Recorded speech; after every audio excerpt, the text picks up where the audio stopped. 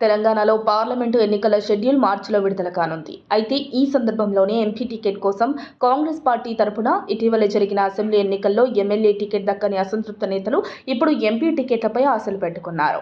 ఇప్పటికే కొందరు నేతలు లాబింగ్ మొదలుపెట్టారు. బీఆర్ఎస్, బీజేపీలో టికెట్ ఆశించి భంగపడ్డ నేతలు కాంగ్రెస్ కూటికి చేరి లోక్సభ ఎన్నికల్లో టికెట్ కొట్టేసి తమ అదృష్టాన్ని పరీక్షించుకునేందుకు సిద్ధమవుతున్నారు.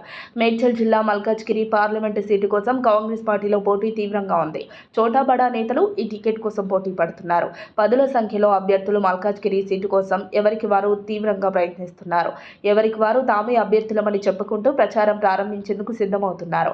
మల్కాజ్గిరి అసెంబ్లీ నుంచి పోటీ చేసి ఓటమి పాలైన మైనంపల్లి హనుమంతరావు ఎంపీగా పోటీ చేసేందుకు రెడీ అవుతున్నారు. ఈసారి ఎంపీ టికెట్ తనకేనని ఆయన ప్రచారం కూడా స్టార్ట్ చేశారు.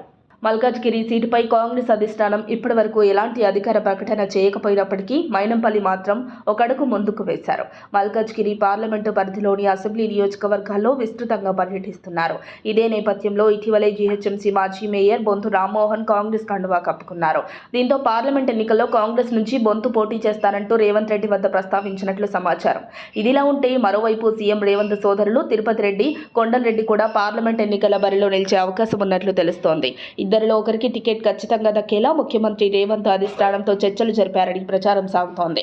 దీంతో మల్కాజ్గిరి ఎంపీ సీటుపైనే పలువురు నేతలు దృష్టి పెట్టడం ఆసక్తికరంగా మారింది.